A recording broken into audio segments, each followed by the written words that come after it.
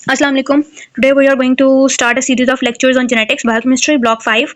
ठीक है, जिसमें हम डिस्कस करेंगे सारे जेनेटिक्स की जो भी एलओएस में टॉपिक्स मेंशन है वो सारे वन बाय वन डिस्कस करेंगे। तो आज के लेक्चर में जो हम डिस्कस करेंगे वो है जीन्स, सारी बेसिक टर्म्स उससे रिलेटेड, जिसमें हेट्रोजाइगस है, हेट्रोप्लाज्मी है, प्रोबैंड है, प्रोबोसिटा है, वो सारी टर्म्स डिस्कस करेंगे। उसके अलावा मेंडल्स के लॉज डिस्कस करेंगे और पेडिग्रीज थोड़ी सी डिस्कस करेंगे, जिसमें डिफरेंट कंडीशंस की डिफरेंट डिफरेंट पेडिग्रीज होती हैं, उनको थोड़ा सा डिस्कस करेंगे। और उससे रिलेटेड जो डिसऑर्डर्स हैं वो कैसे पेडिग्रीज में उनको हम लिखेंगे वो डिस्कस करेंगे। So let's start. सबसे पहले इन सारी चीज़ों की जो बेसिक है वो है जीन्स। तो हम जीन्स के बारे में थोड़ा सा पढ़ लेते हैं कि जीन्स क्या है। Genes are DNA segments. DNA के अंदर डिफरेंट सेगमेंट्स होते हैं जिन्हें हम जीन्स कहते हैं, और उन्हें स्पेसिफिकली जीन्स इस बेस पर कह रहे होते हैं। हमें कैसे पता चलेगा ये जीन है जो यहाँ से स्टार्ट होकर यहाँ पे खत्म हो रही है?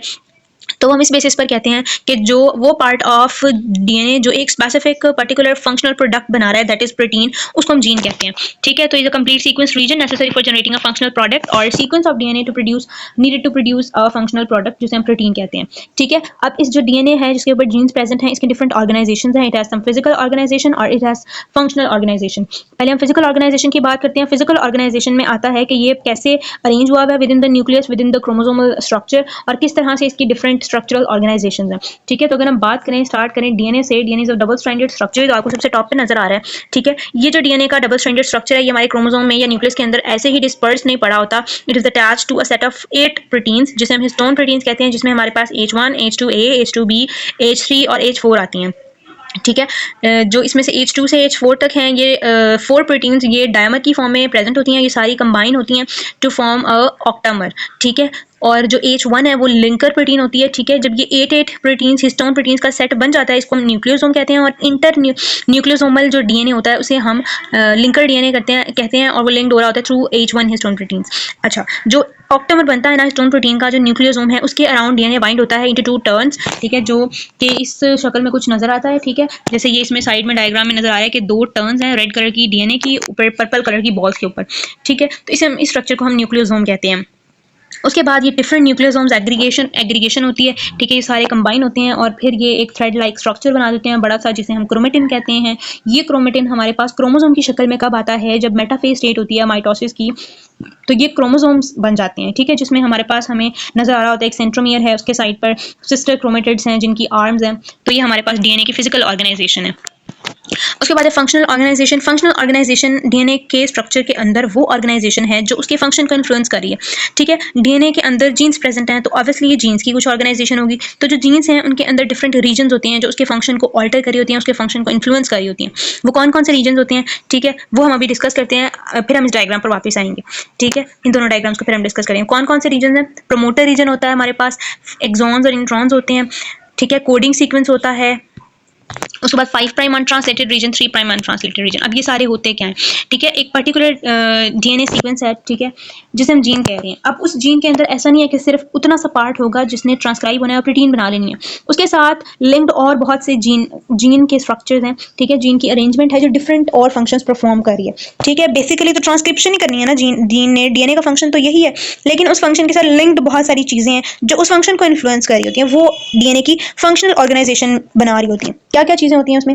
ठीक है, जीन ने जहां से ट्रांसक्राइब होना स्टार्ट होना है, आरएनए पॉलीमरेज ने जिस साइट पर आकर लगना है वो एक स्पेसिफिक साइट है, वो प्रोमोटर साइट है। उसके बाद ट्रांसक्रिप्शन ने जहां से स्टार्ट होना है, it is transcription initiation site. उसके बाद अब उसके अंदर कुछ इंट्रॉन्स हैं, कुछ एक्सॉन्स हैं, यानी कुछ रीजन्स ऐसे हैं, सारे रीजन्स ने ट्रांसक्राइब तो होना है उस जीन के अंदर, लेकिन कुछ रीजन्स ऐसे हैं जिन्होंने प्रोटीन नहीं बनानी, उसे हम इंट्रॉन्स कहते हैं, जो कि पोस्ट ट्रांसक्रिप्शनल मॉडिफिकेशन में फिर रिमूव होंगे। ठीक है, और कुछ एक्सॉन्स होते हैं जिन्होंने प्रोटीन बनानी होती है, जो कि ट्रांसक्राइब भी होते हैं और फिर ट्रांसलेट भी होते हैं। उसके बाद कुछ रेगुलेटरी रीजन होते हैं जो कि रेगुलेट कर रहे होते हैं। एक लेट्स सपोज एक पर्टिकुलर प्रोटीन की प्रोडक्शन हमें ज़्यादा चाहिए, तो हम उस जीन को उसकी रेगुलेट कर रहे होते हैं थ्रू डिफरेंट सब्सटेंसेस। वो आकर उस जीन के ऊपर ही लगते हैं, उस जीन के ऊपर ये स्पेसिफिक सीक्वेंसेस होती हैं, उन्हें हम रेगुलेटरी रीजन्स कह रहे होते हैं, जो उसको ऑल्टर कर देती हैं। उसके बाद जीन्स के कुछ टर्मिनेशन सीक्वेंसेस होते हैं जहां पर पता चलता है आरएनए पॉलीमरेज को कि यहाँ पर आकर मैंने इस ट्रांसक्रिप्शन को स्टॉप कर देना है, तो वो भी उसमें आते हैं। उसके अलावा जब ट्रांसक्रिप्शन हो गई है तो उसकी प्रोटेक्शन के लिए मैसेंजर आरएनए की उस पर टेल और कैप अटैच होती हैं, तो उसके लिए भी कुछ सीक्वेंसेस होती हैं। जैसे आपने पढ़ा होगा टेल के लिए पॉली एडिनाइल टेल होती है, उसके लिए ए कई सारी एडेनिन सीक्वेंसेस होती हैं और गुआनिन में गुआनोसिन कैप होती है। तो ये सारा कुछ इसकी फंक्शन को इन्फ्लुएंस करता है और ये फंक्शनल ऑर्गेनाइजेशन में आता है। अब अगर हम इन टर्म्स को वन बाय वन डिस्कस करें, ये भी वही है, ठीक है। इसमें आपको ये जीन नजर आ रही है, ठीक है, ये पूरी हमारे पास जीन है जिसने ट्रांसक्राइब होना है, ठीक है। इस जीन के ऊपर इंट्रॉन रीजन भी है, ठीक है। ये स्टार्ट सिग्नल है कि यहाँ से प्रोटीन ने बनना शुरू होना है, बीच में से इंट्रॉन रिमूव हो जाएगा, ये प्रोटीन का स्टॉप सिग्नल है, ठीक है। यहाँ पर टेल की अटैचमेंट होगी, पोली ए एडिशन सेल, यानी यहाँ पर आपकी टेल ने आके बाद में अटैच होना है, ये देखें इंट्रॉन ने बाद में स्प्लाइस आउट हो जाना है। अब इस जीन से अपस्ट्रीम, यानी इस जीन से जो पिछला है जिसे हम नेगेटिव में लिखते हैं, ठीक है, जो इस रीजन को हम जो नेगेटिव में नंबर्स में जो जीन होते हैं ना, जहाँ से जीन इनिशिएट हो जाती है, लेट्स सपोज ये स्टार्ट सिग्नल है, यहाँ से जीन ने ट्रांसक्राइब होना स्टार्ट करना है, तो इसको हम 0 नंबर देते हैं, ठीक है। और जिससे पहले आ रहे होते हैं वो नेगेटिव्स होते हैं, ठीक है, और उसे हम अपस्ट्रीम कहते हैं। जो बाद में आ रहे होते हैं वो पॉजिटिव्स होते हैं और उसे हम डाउनस्ट्रीम कहते हैं। तो इसके अपस्ट्रीम में बहुत सारी रेगुलेटरी सीक्वेंसेस होती हैं, जिसमें प्रमोटर होता है जहाँ पर आकर आरएनए पॉलीमरेज ने बाइंड करना है और ट्रांसक्रिप्शन फैक्टर्स ने आकर बाइंड करना है। इनहांसर्स रीजन होते हैं अपस्ट्रीम में। डाउनस्ट्रीम में टर्मिनेटर सीक्वेंस होगा, टेल साइट होगी, पॉलीएडेनाइलेशन साइट होगी, तो ये सारा कुछ प्रेजेंट होता है। और इसके दोनों एंड्स में ये 5 प्राइम एंड है और ये 3 प्राइम एंड है। कुछ अनट्रांसलेटेड रीजन की सीक्वेंसेस होती हैं जो ट्रांसलेट नहीं होती, but they do transcribe messenger RNA की स्टेबिलिटी के लिए, ठीक है। तो उसे हम 5 प्राइम अनट्रांसलेटेड रीजन और 3 प्राइम अनट्रांसलेटेड रीजन कहते हैं, ठीक है। तो प्रमोटर क्या है, रेगुलेटरी लोकेशन है जो अपस्ट्रीम प्रेजेंट होती है और आरएनए पॉलीमरेज और ट्रांसक्रिप्शन फैक्टर्स यहाँ पर आकर बाइंड करते हैं।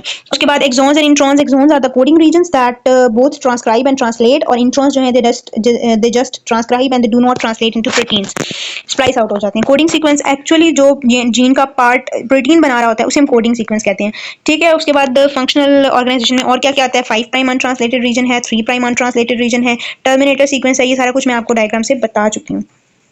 अब जीन की रेगुलेशन हो रही होती है थ्रू डिफरेंट स्टेप्स। बैक्टीरिया में, प्रोकैरियोट्स में ट्रांसक्रिप्शन और ट्रांसलेशन के लेवल पे होती है। यूकैरियोट्स में ये ट्रांसक्रिप्शन के लेवल पर होती है, पोस्ट ट्रांसक्रिप्शनल मॉडिफिकेशंस के लेवल पर होती है, ट्रांसलेशन के लेवल पर होती है और पोस्ट ट्रांसलेशनल मॉडिफिकेशन के लेवल पर होती है। एंड वन मोर थिंग ये कि एपिजेनेटिक्स लेवल पर भी होती है। वो क्या होती है वो भी अभी हम डिस्कस करते हैं, ठीक है। तो ये सारी वो रेगुलेशन लिखी है कि इनहांसर्स और साइलेंसर्स के थ्रू, ट्रांसक्रिप्शन फैक्टर्स के थ्रू ये सारी रेगुलेशन हो रही होती है। उसके बाद ये ट्रांसलेशन के बारे में है और आरएनए इंटरफेरेंस के बारे में फिर डिटेल लेक्चर में हम पढ़ेंगे, मैं इसलिए अभी उसमें आपको कंफ्यूज नहीं कर रही हूँ, ठीक है। एपिजेनेटिक रेगुलेशन क्या होती है? एपिजेनेटिक रेगुलेशन होती है इन्वॉल्व मॉडिफिकेशंस ऑफ डीएनए और स्टोन प्रोटीन, यानी ये वो वाली रेगुलेशन है जिसमें हम ये डीएनए, लेट्स सपोज ये जीन है, ठीक है, ये उस पर सीक्वेंसेस लगे हैं, एडेनिन, थायमिन, गुआनिन और साइटोसिन। हम क्या करते हैं, डीएनए की सीक्वेंस चेंज नहीं करते, लेकिन हम रेगुलेट कैसे करते हैं, इसकी मिथाइलेशन कर देंगे, एसिटाइलेशन कर देंगे, ठीक है। हिस्टोन प्रोटीन्स की एसिटाइलेशन करके, उनकी मिथाइलेशन करके हम उस फंक्शन को चेंज कर देते हैं। तो ये एपिजेनेटिक्स में आता है, ठीक है। अब ये सारा कुछ हमने बेसिक्स कर लिया। अब हम मेंडल्स के लॉज डिस्कस करने लगे हैं, ठीक है। मेंडल एक साइंटिस्ट था जिसने डिफरेंट जीन्स, अब हमने पढ़ लिया जीन्स क्या होता है, उसका फंक्शन क्या है, ट्रांसक्रिप्शन। अब वो जीन्स ट्रांसक्राइब कैसे हो रही हैं और वो जीन्स नेक्स्ट जनरेशन में कैसे ट्रांसफर होती हैं, ये थोड़ा सा मैकेनिज्म मेंडल ने जो लॉज दिए थे 2, उसकी बेसिस पर एक्सप्लेन होता है। वो कौन से 2 लॉज थे, law of segregation and law of independent assortment. Law of segregation क्या कहता है, लॉ ऑफ सेग्रीगेशन स्टेट्स के, लॉ ऑफ सेग्रीगेशन को तो मैं आसान अल्फाज में बताऊँ, सेग्रीगेट होना, सेपरेट होना। सेपरेट होने का क्या मतलब है कि ये कहानी कहाँ से शुरू होती है, जीन्स की जो गैमीट्स बनते हैं, जब एक मदर है और एक फादर है, दोनों के गैमीट्स बने, दोनों के जब गैमीट्स बनते हैं तो जो सोमेटिक सेल होता है या जो उनका जर्म सेल होता है, उससे गैमीट्स जब बनते हैं तो मियोसिस का प्रोसेस होता है और डिवीजन हो जाती है। हर जीन के जो अलील होते हैं, अलील is the multiple forms of gene, तो अलील 2 अलील होते हैं। एक डिप्लॉयड इंडिविजुअल में हर जीन के 2 अलील होंगे, तो वो फादर के जो दोनों अलील्स हैं वो उसके गैमीट्स में डिवाइड हो जाते हैं, यानी एक गैमीट में एक ही अलील होता है, ठीक है, उस जीन का। और मदर के साथ भी सेम है। तो जब मदर और फादर के गैमीट्स फर्टिलाइज करते हैं तो वो जो एक अलील आया होता है एक फादर से और एक मदर से, वो दोनों यूनाइट होकर फिर से डबल अलील बना देते हैं जो कि एक जीन बन जाती है डिप्लॉयड इंडिविजुअल की। तो यही बात है, यही वो कह रहे हैं कि हर इंडिविजुअल में 2 अलील्स होती हैं एक जीन की, one inherited from each of the parent, and these alleles separate और segregate during the formation of gametes. ये सेपरेट होते हैं, एज अ रिजल्ट हर गैमीट के पास एक अलील आता है फॉर दैट पर्टिकुलर जीन। यानी ये लॉ ये कह रहा है कि अलील सेग्रीगेट होते हैं, ठीक है। ऐसा नहीं होता कि एक सेल खाली चला गया और एक में दोनों अलील्स आ गए, ठीक है, वो इक्वली सेग्रीगेट होते हैं। And each gamete carries only 1 allele for each gene, और जब फर्टिलाइजेशन होती है ये मिलते हैं to restore the diploid number of chromosomes. अगर ऐसा नहीं होगा, ठीक है, अगर हाफ नहीं होंगे, यानी मेल जो सेल है उससे गैमीट में हाफ नहीं आएंगे, डिवाइड नहीं होंगे, तो फिर आपको पता है कि गैमीट में भी 2 होंगे, मदर गैमीट में भी 2 होंगे, वो मिलकर 4 बना देंगे जाइगोट में। जाइगोट के जब बाद में गैमीट्स बनेंगे वो आगे से 4 वाले, वो जब मिलेंगे वो 8 बना देंगे, तो दे स्टार्ट मल्टीप्लाइंग और पूरा क्रोमोसोमल जो स्ट्रक्चर है वो डिस्टॉर्ट हो जाएगा। सो ये एक लॉ है जो कि ये इस डिप्लॉयड को रिस्टोरेशन को एक्सप्लेन करता है। उसके बाद है law of independent assortment, independent assortment. ठीक है, असॉर्टमेंट क्या है? असॉर्टमेंट का मतलब भी सेग्रीगेट होना है, लेकिन इंडिपेंडेंट असॉर्टमेंट का क्या मतलब है? यहाँ पर हम दो जीन्स को लेते हैं। लेट सपोज एक प्लांट हाइट की जीन है और एक प्लांट कलर की जीन है, प्लांट के सीड कलर की जीन है।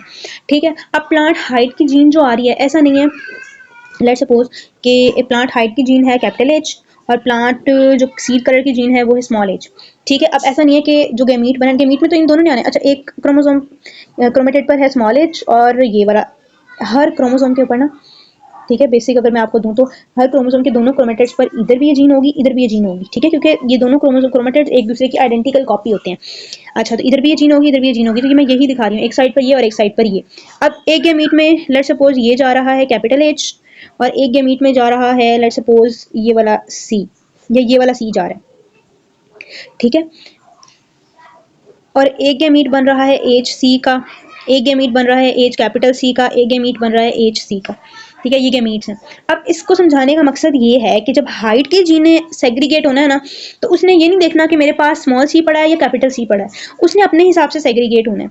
ठीक है, और जो सी वाली जीन है वो अपने हिसाब से सेग्रीगेट होगी, यानी ऐसा नहीं होगा कि कैपिटल एच के साथ स्मॉल सी पड़ा है तो गैमीट में कैपिटल एच के साथ स्मॉल सी ही होना चाहिए तो वो गैमीट बनेगा, वो वरना नहीं बनेगा। तो इंडिपेंडेंट असॉर्टमेंट का लॉ ये कहता है कि जब एक, दो या दो से ज्यादा जीन्स हैं वो एक दूसरे पर अफेक्ट नहीं करती। ठीक है, ये इंडिपेंडेंट असॉर्टमेंट का लॉ है और ये मोस्ट ऑफ द केसेस में सही था, लेकिन अब इसमें कुछ एक्सेप्शंस आ गई हैं जो कि एक्सप्लेन होती हैं बाय द थ्योरी और by the concept of codominance और इनकम्प्लीट डोमिनेंस। वो भी अभी हम पढ़ते हैं। कोडोमिनेंस आपके सिलेबस में लिखा हुआ है, उसको बस हम ऊपर ऊपर से देखेंगे। तो ये इंडिपेंडेंट असॉर्टमेंट जो मेंडल को उस टाइम समझ आई थी ना बात, ये वो है। अब इसमें बहुत सारी एक्सेप्शंस हैं, जैसे एपिजेनेटिक्स है, एक जीन दूसरी जीन पर अफेक्ट कर रही है। ठीक है, तो अब थोड़ा सा इसमें वेरिएशन आ गई है, but this is still a law. ठीक है, so law of independent assortment क्या कहता है? That the alleles of different genes are inherited independently within the organism that reproduce sexually. वो इंडिपेंडेंट है, वो किसी पर डिपेंड नहीं कर रही। In other words, allele a gamete receives for one gene does not influence the allele received for another gene. This means that the inheritance of one trait, जैसे flower colour है, वो प्लांट हाइट को affect नहीं करेगा। Same thing कि ये सारे experiment या आप पढ़ चुके हैं, तो मैं इस पर टाइम वेस्ट नहीं करूंगी। अच्छा जी, अब जब हम ये पढ़ते हैं तो मेंडल ने जो एक्सपेरिमेंट किए, जो पेडिग्रीज ड्रॉ की, उसमें उसने कुछ सिंबल्स यूज़ किए, जिसमें फीमेल सर्कल से शो होती है, मेल स्क्वायर से शो होता है। जो नॉर्मल इंडिविजुअल होता है वो ब्लैंक होता है, जो अफेक्टेड होता है वो अंदर से ब्लैक कलर्ड होता है, और जो कैरियर होता है वो हाफ ब्लैंक होता है और हाफ कलर्ड होता है। ठीक है, उसके बाद अब हम इनके एग्जाम्पल्स पे आ जाते हैं। अब डिफरेंट डिजीज पैटर्न्स हैं, डिफरेंट डिजीजेस लाइक अगर कोई जीन है वो डोमिनेंट है, वो रिसेसिव है, वो ऑटोसोम पर पड़ी हुई है, वो सेक्स क्रोमोसोम पर पड़ी हुई है, हर एक जीन की इनहेरिटेंस एक डिफरेंट मेथड से होती है। तो हम उनको बारी बारी डिस्कस करते हैं। सबसे पहले ऑटोसोमल डोमिनेंट इनहेरिटेंस। सो इसको हमें इस डायग्राम से देखते हैं। ऑटोसोमल डोमिनेंट इनहेरिटेंस में क्या होता है कि एक तो ये ऑटोसोमल क्रोमोसोम्स पर होती है, यानी ये मेल्स और फीमेल्स में इक्वली ट्रांसमिट होती है, क्योंकि ऑटोसोमल क्रोमोसोम्स होते हैं ना, वो मेल्स और फीमेल्स में सेम होते हैं। ठीक है, उनका सेक्सुअल कोई डिफरेंस नहीं होता। इसके अलावा डोमिनेंट का मतलब क्या है कि अगर हमारे पास एक भी डोमिनेंट अलील होगी तो डिजीज विल एक्सप्रेस। जैसे इस कंडीशन में अगर देखा जाए तो ये जो इनमें डोमिनेंट है, इसमें डोमिनेंट है यानी ये अफेक्टेड है, इनमें नहीं है तो ये अनअफेक्टेड है, और अगर डबल होमोजाइगस डोमिनेंट होगी तो भी अफेक्टेड होगी। तो इसका ये मतलब है। अब इसकी इनहेरिटेंस कैसे होगी कि अगर लेट्स सपोज आपको इसमें कैसे पेडिग्री दी जाएगी, बस आपको ये पता होना चाहिए एक तो कि ऑटोसोमल डोमिनेंट है तो ये एक तो इक्वल होगी मेल और फीमेल में। दूसरी बात ये कि ये डोमिनेंट कंडीशन में सिर्फ होगी। अगर ये सेम होगा रिसेसिव, होमोजाइगस रिसेसिव होगी तो ये डिजीज नहीं होगी। और दूसरी बात वो आपसे एमसीक्यू में ऐसे पूछ सकते हैं कि आपसे कहें कि पेडिग्री ड्रॉ करें एक ऑफस्प्रिंग्स की कि जिसमें आपके पास जो मेल है वो हेटेरोजाइगस है और फीमेल जो है वो होमोजाइगस रिसेसिव है। ठीक है, अब इसमें आप क्या करेंगे, पहले आप गैमीट्स ड्रॉ करेंगे। दो टाइप से गैमीट्स बन सकते हैं इसमें, और इसमें सिंगल टाइप ऑफ गैमीट्स बनेंगे। अब जब वो मिलेंगे गैमीट्स, ठीक है, तो इसमें डोमिनेंट आ गई है एक अलील, और इस वाले में भी एक डोमिनेंट आ गई। इस वाले में, इन दोनों में एक एक डोमिनेंट अलील आ गई। इट मीन्स कि ये अफेक्टेड होंगे। ठीक है, तो 1:1 है, यानी 50% अफेक्टेड है, 50% अनअफेक्टेड है। ठीक है, डोमिनेंट डिजीजेस में कैरियर का कोई चक्कर नहीं होता, क्योंकि इसमें डोमिनेंट एक भी आ गया तो डिजीज विल एक्सप्रेस और वो अफेक्टेड ही होंगे। ठीक है, दैट्स वाई 50% की रेशियो है। तो ये तो होगी ऑटोसोमल डोमिनेंट। उसके बाद इसकी एग्जांपल में क्या है, Huntington disease. Huntington disease same inheritance follow करेगी। इसमें अगर वो आपसे कहें कि फादर फॉर एग्जांपल अफेक्टेड है और मदर अनअफेक्टेड है, ठीक है, तो इसमें क्या है, और ये अनअफेक्टेड फादर हेट्रोजाइगस है, तो क्या होगा, half of the children will be affected और हाफ विल बी अनअफेक्टेड। ठीक है, तो ये हो गया ऑटोसोमल डोमिनेंट। ऑटोसोमल रिसेसिव क्या है कि इसमें ये भी ऑटोसोमल है, इक्वली ट्रांसमिटेड होगी। रिसेसिव का मतलब है कि ये सिर्फ तब एक्सप्रेस होगी जब दोनों रिसेसिव जीन्स होंगी। ठीक है, इसमें कैरियर वाला कॉन्सेप्ट आएगा कि अगर एक रिसेसिव और एक डोमिनेंट होगी तो वो कैरियर होगी, उस पर डिजीज एक्सप्रेस नहीं होगी। डिजीज एक्सप्रेस तब होगी जब दोनों एलील्स रिसेसिव होंगी। ठीक है, जब दोनों पेरेंट्स से वो एक रिसेसिव एलील रिसीव करेगा। इक्वली अफेक्टेड होंगी, both parents are unaffected carriers, 2 out of 3 unaffected siblings का कैरियर, ये आप पेडिग्री देखकर ही बता सकते हैं। ठीक है, अब इसमें आपने जो है वो बिल्कुल सेम वही केस है जैसे दोनों अगर कैरियर पेरेंट्स हैं। ठीक है, आपने उनके गेमीट्स बनाए, जब आपने उनके ऑफस्प्रिंग्स में पेडिग्री ड्रॉ करके देखी तो आपने देखा कि एक होमोजाइगस डोमिनेंट है, 2 कैरियर्स हैं। ठीक है, और एक रिसेसिव आ रहा है जिसके पास दोनों मदर और फादर से रिसेसिव एलील आई है, तो ये अफेक्टेड होगी। ठीक है, तो ये हमारे पास अफेक्टेड आ गया और इसकी रेशो क्या बनी, 1:2:1, और इसकी एग्जांपल क्या है, हंटिंगटन डिजीज।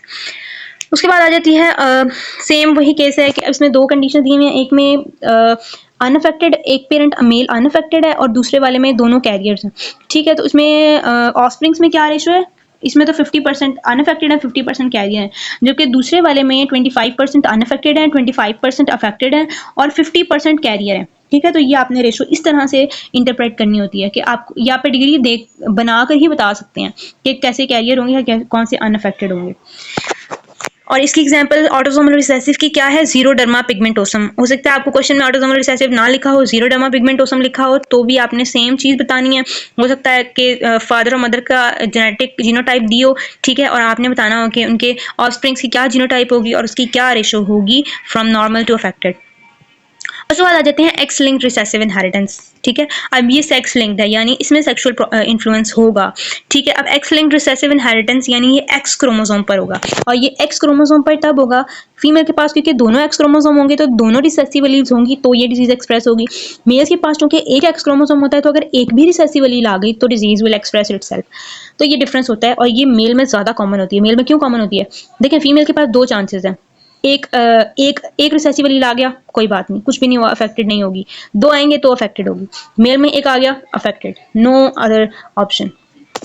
ठीक है, most exclusively transmission through carrier females, male to male transmission does not occur. Male to male transmission होती है वाई लिंक डिसऑर्डर में, जो कि सिर्फ मेल्स में होती हैं, और वाई लिंक फादर से सन में जाता है, सन से ग्रैंड सन में, वो फीमेल्स में ट्रेवल ही नहीं करता। तो दैट्स वाई वो डिजीजेज भी जो वाई क्रोमोसोम के थ्रू ट्रांसमिट होती हैं वो मेल्स में ही होती हैं। ठीक है, तो ये इसकी पेडिग्री है जिसमें 2 केसेस दिए हैं, एक अनअफेक्टेड फादर है और एक कैरियर मदर है, और एक अफेक्टेड फादर है और अनअफेक्टेड मदर है। ठीक है, तो इसमें अगर हम इसकी पेडिग्री ड्रॉ करके देखें, ठीक है, XX और XY की, ठीक है, इसमें देखें तो ये वाला आपको म्यूटेंट जीन नजर आ रही है, X प्राइम। ठीक है, तो जिसमें X प्राइम आएगा वो अफेक्टेड है। ठीक है, तो ये दोनों सॉरी कैरियर है, रिसेसिव एलील है ना, एक्स प्राइम वाली रिसेसिव एलील है, तो जिन दोनों में एक्स प्राइम आया है वो दोनों क्या हो गई हैं, कैरियर हो गई हैं। बाकी दोनों नॉर्मल है, क्योंकि एक्स क्रोमोसोम फीमेल के पास एक फादर से आता है, एक मदर से आता है। ठीक है, तो अगर मदर कैरियर है तो फीमेल कैरियर ही होगी, वो अफेक्टेड नहीं होगी जब तक फादर अफेक्टेड नहीं होगा। ये भी एक इंपॉर्टेंट बात है कि जब तक फादर अफेक्टेड नहीं होगा इन एक्स लिंक रिसेसिव डिसऑर्डर में, डॉटर अफेक्ट नहीं होगी, क्योंकि डॉटर के पास जो दूसरा एक्स क्रोमोसोम है ना, वो भी रिसेसिव होगा तो डिजीज होनी है, और वो रिसेसिव आना कहाँ से है, फादर से आना है, और फादर के पास रिसेसिव होगा तो वो डॉटर में आ सकता है। ठीक है, सो दैट्स वन थिंग। दूसरी भी सेम चीज़ है। ओके, उसके बाद आ जाती है एक्स लिंक्ड रिसेसिव की एग्जांपल है ड्यूशेन मस्कुलर डिस्ट्रॉफी। सेम वही पेडिग्री है, वो आपने ड्रॉ करके देखनी है और वो प्रैक्टिस से आएगी। उसके बाद आते हैं एक्स लिंक्ड डोमिनेंट इनहेरिटेंस पर। एक तो ये भी एक्स लिंक्ड है, दूसरी बात डोमिनेंट है, यानी ये डोमिनेंट कंडीशन है, यानी एक भी डोमिनेंट एलील होगी तो डिजीज विल एक्सप्रेस इटसेल्फ। अब ये फीमेल्स में कॉमन होती है। फीमेल्स में क्यों कॉमन होती है, देखें फीमेल्स में जैसे डोमिनेंट कंडीशंस कौन कौन सी हैं, 2 हैं, एक्स यानी दोनों एक्स क्रोमोसोम के ऊपर दोनों डोमिनेंट एलील्स हों, या दोनों में से किसी एक एक्स क्रोमोसोम पर भी डोमिनेंट एलील होगी तो वो डिजीज एक्सप्रेस होगी। यानी डिजीज के एक्सप्रेस होने के 2 केसेस हैं, 2 चांसेस हैं। मेल्स में क्या है कि एक डोमिनेंट एलील होगी तो डिजीज एक्सप्रेस हो जाएगी, क्योंकि उसके पास एक ही एक्स क्रोमोसोम है, उसके पास और कोई ऑप्शन ही नहीं है, उसके पास एक चांस है डिजीज के होने का, और फीमेल के पास 2 चांसेस है, तो female are more susceptible to these kind of diseases. ठीक है, और इसकी एग्जांपल क्या है, इसकी भी वैसे ही पेडिग्री आपने ड्रॉ करके देख लेनी है। ठीक है, जैसे अगर मैं ये वाली समझाऊं आपको, तो इसमें आपके पास अनअफेक्टेड फादर है, ठीक है, और अफेक्टेड मदर है, यानी मदर के पास जो है आपके पास एक डोमिनेंट जीन है। अब वो मदर वाली डोमिनेंट जीन दोनों एक डॉटर में चली गई है, एक सन में चली गई है, ठीक है, तो वो दोनों ही अफेक्टेड हो गए हैं, क्योंकि एक भी जीन डोमिनेंट में चली जाए तो वो अफेक्टेड हो जाते हैं, ठीक है। इसकी एग्जांपल आती है रिकेट्स, और वो भी हाइपोफॉस्फेटेमिक रिकेट्स, ठीक है। सेम वही चीज़ें हैं, वो अपने पेडिग्री ड्रॉ करके अंडरस्टैंड करनी है। वाई-लिंक्ड इनहेरिटेंस का मैं बता चुकी हूँ कि वाई-लिंक्ड इनहेरिटेंस मेल्स में ट्रांसमिट होती है, ठीक है, और वाई टू वाई क्रोमोसोम होती है, मेल टू मेल ट्रांसमिशन होती है, फीमेल्स का इसमें कोई नहीं होता, और इसकी एग्जाम्पल होती है मेल पैटर्न बायलनेस। उसके बाद अनदर ग्रुप ऑफ डिसऑर्डर्स क्या है, माइटोकॉन्ड्रियल डिसऑर्डर्स। माइटोकॉन्ड्रियल डिसऑर्डर का कॉन्सेप्ट थोड़ा सा डिफरेंट है। वो कॉन्सेप्ट क्या है, जो माइटोकॉन्ड्रिया होते हैं ना, माइटोकॉन्ड्रिया जो जाइगोट में आते हैं ना, जो न्यू इंडिविजुअल में आते हैं, वो आते हैं मदर से, ठीक है। पहली बात तो ये, इसका मतलब ये डिजीज तब होगी जब मदर अफेक्टेड होगी, सिर्फ तब होगी जब मदर अफेक्टेड होगी। ये मदर से सन में भी जा सकती है, मदर से डॉटर में भी जा सकती है, क्योंकि जाइगोट तो कोई भी हो सकता है ना, उसमें डिजीज आनी है मदर से, क्योंकि जितना भी जो सेलुलर अपरेटस है ना, जो जाइगोट का होता है, जाइगोट एक सेल है ना, तो जाइगोट का जो सेलुलर ऑर्गेनेलिज है वो मदर के एग सेल से आ रही होती है। स्पर्म से सिर्फ उसका न्यूक्लियस आता है, जो ओवम के अंदर एंटर होता है during fertilization process. So that's why जब मदर के एग सेल के अंदर माइटोकॉन्ड्रिया के अंदर चूंकि अपना डीएनए, अपने राइबोसोम्स होते हैं, तो माइटोकॉन्ड्रियल डीएनए में म्यूटेशन हुई है और वो मदर के गैमीट प्रोड्यूसिंग सेल में हुई है, एग सेल में आ गई है, एग सेल से वो जाइगोट में जाएगी, तो इस डिजीज की एक्सप्रेशन होगी इन द न्यू इंडिविजुअल। ऐसी डिसऑर्डर्स को हम कहते हैं माइटोकॉन्ड्रियल डिसऑर्डर्स, ठीक है, जो माइटोकॉन्ड्रियल डीएनए में म्यूटेशन की वजह से आए, माइटोकॉन्ड्रियल जीन्स का प्रॉब्लम हो, ये नॉर्मल न्यूक्लियर जीन्स का मसला नहीं है, ठीक है, इसलिए इसकी ट्रांसमिशन फ्रॉम फीमेल ओनली होती है। अच्छा, उसके बाद इसमें न्यूक्लियर सम डिसऑर्डर तो माइटोकॉन्ड्रियल, अच्छा इसमें न्यूक्लियर जीन म्यूटेशन से कैसे हो सकती है, माइटोकॉन्ड्रिया की मोस्ट प्रोटीन्स तो माइटोकॉन्ड्रियल डीएनए से बन रही होती हैं, बट कुछ प्रोटीन्स जो हैं वो न्यूक्लियर डीएनए से भी बन रही होती हैं, तो अगर उसमें म्यूटेशन है तो भी माइटोकॉन्ड्रियल म्यूटेशन हो सकती है, ठीक है। Some disorder cause by mitochondrial mutations, ठीक है, व्हेन मैटरनली ट्रांसमिटेड तो सारे ऑफस्प्रिंग अफेक्टेड नहीं होते। This is because only the egg contribute cytoplasm in mitochondria to zygote may carry the mutation, all offspring of a carrier father will be normal, ठीक है। मैंने बताया आपको मदर के अफेक्ट हो सकते हैं, बट फादर के हमेशा नॉर्मल होंगे, और अगर वो वाला गैमीट मदर के भी तब अफेक्टेड होंगे अगर वो वाला गैमीट जिसके माइटोकॉन्ड्रिया में पर्टिकुलर म्यूटेशन हुई है वो वाला फ्यूज कर जाए विद द स्पर्म, तो जो है वो प्रोड्यूस हो जाएगा म्यूटेशन। अच्छा जी, उसके बाद इसकी एग्जांपल में हमारे पास आती है माइटोकॉन्ड्रियल डायबिटीज़। ये बहुत सारी एग्जांपल्स हैं, बट उनकी डिटेल आपको याद करने की जरूरत नहीं है, ठीक है। इसमें जो फर्स्ट वाली लिखी ना, लेबर हेरिडिटरी ऑप्टिक न्यूरोपैथी, ये हम पढ़ेंगे नेक्स्ट ब्लॉक, नेक्स्ट मॉड्यूल में, जो हेड एंड नेक मॉड्यूल है उसमें डिटेल से पढ़ेंगे। अभी आप बस इसका नाम देख लें, वरना अभी आपके लिए जो चीज़ सिलेबस में मैंशन है वो है माइटोकॉन्ड्रियल डायबिटीज़। माइटोकॉन्ड्रियल डायबिटीज़ क्या है कि इसमें माइटोकॉन्ड्रिया के डीएनए से वो वाली म्यूटेशन हो जाती है जो कि, यानी ये म्यूटेशन कहाँ होती है, जो एग सेल के अंदर जो डीएनए है ना, वो एग सेल के अंदर हर चीज़ को कंट्रोल कर रहा है, ठीक है। अब उसने डीएनए ने माइटोकॉन्ड्रिया से कहना था, माइटोकॉन्ड्रिया ने एनर्जी बनानी है for the insulin producing sales for the exocytosis of insulin. अब माइटोकॉन्ड्रिया के अंदर उस जीन के अंदर म्यूटेशन है, वो एनर्जी नहीं बना पा रहे, वो एक्सोसाइटोसिस नहीं हो रही, इंसुलिन प्रोड्यूस नहीं हो रहा। स्पेसिफिकली जाइगोट के बीटा सेल्स में ये हो रहा है, जाइगोट्स के इंसुलिन के बीटा सेल्स में वो वाले माइटोकॉन्ड्रिया चले गए हैं जिनमें ये म्यूटेशन हुई भी है, ठीक है। ऑब्वियसली वो सारे सेल्स बन तो एक ही जाइगोट के सेल से रहे हैं ना, इस वजह से। अब इसमें इंसुलिन डेफिशिएंसी हो जाएगी, या उस माइटोकॉन्ड्रियल डीएनए में म्यूटेशन हो जाए उस सेल की जो इंसुलिन रिसेप्टर्स बना रहे हैं, तो it can lead to mitochondrial diabetes. Insulin होगी नहीं या रिसेप्टर्स इनसेंसिटिव हो जाएंगे, तो it can lead to diabetes. तो ये इसकी पैथोफिजियोलॉजी थी बायोकेमिस्ट्री से रिलेटेड। अब हमने कुछ जनरल टर्म्स देखनी थी जो कि आपके सिलेबस में मेंशन है, और they are very important regarding genetics. इनका आपको पता होना चाहिए, जिसमें से जो बेसिक टर्म्स हैं वो तो आपको पता है, जिसमें हेट्रोजाइगस मैंने बता दिया, होमोजाइगस बता दिया, जीन बता दी, अलील बता दी, क्रोमोसोम क्या होता है, डीएनए क्या होता है, you know all that, recessive क्या होता है, डोमिनेंट क्या होता है, और ये सारा आपको है। जो नहीं, जो मुश्किल थोड़ी सी टर्म्स है वो मैंने इधर ऐड की हैं। पेनिट्रेंस क्या होता है, पेनिट्रेंस होता है, अब कुछ कैरेक्टरिस्टिक्स ऐसे होते हैं, जीनोटाइप होती है जेनेटिक मेकअप, और फिनोटाइप होती है expression of the genetic makeup, यानी हाइट की जीन है कैपिटल एज स्मॉल एज एक इंडिविजुअल में, तो ये उसका जीनोटाइप है, उसकी हाइट लंबी है, दिस इज इट्स फिनोटाइप, ठीक है। अब कुछ डिजीजेज ऐसी होती हैं कि जिनमें जीनोटाइप तो डिजीज की है, बट वो डिजीज के साइन और सिम्टम्स उस पर्सन में अपीयर नहीं हो रहे। कुछ डिजीजेज ऐसी होती हैं, तो इस फिनोमेना को हम जिस टर्म से डिस्कस करते हैं ना वो पेनिट्रेंस है। तो पेनिट्रेंस का मतलब क्या हुआ कि it refers to the proportion of people with a particular genetic change who exhibit sign and symptoms of that particular condition और डिसऑर्डर। अगर कुछ इंडिविजुअल्स उस डिजीज के साइन और सिम्टम शेयर नहीं एक्सप्रेस करे बट उनके पास वो जीनोटाइप है, इसका मतलब वहाँ इनकम्प्लीट पेनिट्रेंस है। कंप्लीट पेनिट्रेंस का मतलब होता है कि कंप्लीटली जीनोटाइप भी वही है और फिनोटाइप भी उसके अकॉर्डिंगली ही एक्सप्रेस हो रही है। This is complete penetrance. बस इसके बारे में आपको इतना ही पता होना चाहिए। उसके बाद हमारे पास आता है पोलीजेनिक। हमारे पास कंडीशन, कुछ जीन्स ऐसी होती हैं non epistatic genes, like height की अगर मैं जीन की बात करूं तो हाइट की जीन इन्फ्लुएंस होती है by the gene of production of growth hormone, by the gene producing insulin hormone, by the gene producing thyroid hormone. ये सारे इन्फ्लुएंस करें ना हाइट को। तो हाइट की जीन इंडिविजुअली तो हाइट डिटर्मिन नहीं कर सकती, तो इसका मतलब ये एक पॉलीजेनिक ट्रेट है। हाइट एक पॉलीजेनिक ट्रेट है, ठीक है। और polygenic trait, polygene is a member of group of non epistatic genes. Epistatic genes वो होती हैं, अच्छा हाइट की जीन तो बाकी सारी जीन्स वर्क करेंगी ना, थायराइड वाली, ग्रोथ वाली, तो हाइट ज़्यादा होगी, एडिटिवली वो हाइट के एक्सप्रेशन को इंक्रीज कर रही होती हैं। लेकिन जो एपिस्टेटिक जीन्स होती हैं ना वो भी इंटरकनेक्टिंग जीन्स होती हैं, लेकिन वो अल्टीमेटली एक जीन को इनहिबिट कर रही होती हैं, ठीक है। और जो ये पॉलीजेनिक होते हैं ये एडिटिवली उनको ऐड करके एक फिनोटाइपिक ट्रेट को इन्फ्लुएंस करी होती हैं, उसको इंक्रीज करी होती हैं, तो ये पॉलीजेनिक ट्रेट हो गया। उसके बाद है प्रोबैंड प्रोपोसिटर। प्रोपोसिटस क्या होता है, जब भी किसी भी पेडिग्री में जो पहला इंडिविजुअल जिसको वो डिजीज होती है ना उसको हम प्रोबैंड कहते हैं, ठीक है। अगर वो मेल होगा तो उसे हम प्रोपोसिटस कहेंगे और अगर वो फीमेल होगा तो हम उसे प्रोपोसिटा कहेंगे। First person in the family to be identified as possibly having a genetic disorder and can inherit it to its offspring, उस पर्सन को हम क्या कहते हैं, प्रोबैंड। पेडिग्री क्या होती है, आप सबको पता है कि एक डायग्राम, एक चार्ट जो एक्सप्रेस कर रहा हो एक ट्रेट की इनहेरिटेंस को, ठीक है, through the generation of a family. अच्छा, उसके अलावा ये एक कंडीशन है हेटेरोप्लाज्मी। हेटेरोप्लाज्मी माइटोकॉन्ड्रियल डिजीज में देखी जाती है कि अब देखें फॉर एग्जांपल एक माइटोकॉन्ड्रिया में म्यूटेशन हो गई, किसी पर्सन के एक माइटोकॉन्ड्रिया में म्यूटेशन होगी due to some radiation, due to some other ongoing mechanisms, हो गई म्यूटेशन।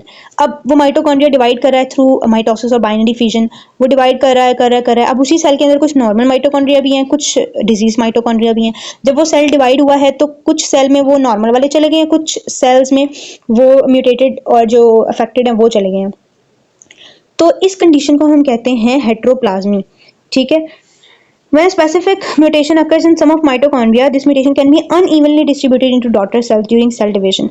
ठीक है, तो इसमें ऐसे पर्सन में क्या होगा, कुछ सेल्स में नॉर्मल माइटोकॉन्ड्रिया होंगे और कुछ सेल्स में अफेक्टेड होंगे, म्यूटेटेड होंगे, डिजीज कॉजिंग होंगे, ठीक है। तो इस कंडीशन को हम हेटेरोप्लाज्मी कहते हैं, ठीक है। ये इसके बारे में थोड़ा सा था, आपके एलोस में मेंशन था। उसके बाद कोडोमिनेंस का फिनोमेना, ये मैंने आपको इंडिपेंडेंट असॉर्टमेंट पढ़ाते हुए बताया था कि इंडिपेंडेंट असॉर्टमेंट की कुछ एक्सेप्शंस हैं, जिनमें से एक कोडोमिनेंस है।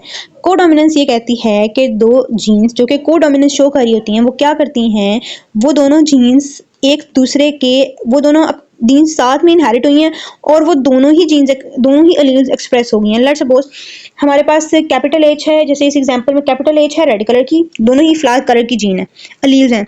एक कैपिटल एच है जो रेड कलर की है, एक स्मॉल आर है जो व्हाइट कलर की है, ठीक है। अब हमने तो नॉर्मल पढ़ा था कि अगर दोनों जो है डोमिनेंट होंगी तो रेड कलर होगा, रिसेसिव होंगी तो वाइट होगा, और जो हेटेरोजाइगस कंडीशन होती है ना उसमें भी डोमिनेंट वाली अपीयर होती है तो रेड होनी चाहिए थी। इंडिपेंडेंट असॉर्टमेंट ये कहती है। लेकिन जो कोडोमिनेंस है उसमें डोमिनेंट अलील भी हेटेरोजाइगस कंडीशन में, जो मिड वाली कंडीशन है, R capital R small R, इसमें कैपिटल आर वाली भी, रेड वाली भी अपने आप को एक्सप्रेस कर रही है, स्मॉल आर वाइट वाली भी अपने आप को एक्सप्रेस कर रही है, और जो फ्लावर है वो मिक्स रेड एंड वाइट बना है। तो ये फिनोमेना कोडोमिनेंस कहलाता है। Codominance as it relates to genetics refers to a type of inheritance जिसमें दोनों अलील्स एक जीन के वो एक दूसरे को इंडिपेंडेंटली एक्सप्रेस कर देते हैं और वो ट्रेट डिफरेंट बन जाती है एक इंडिविजुअल में, ठीक है। So that's all about today's lecture.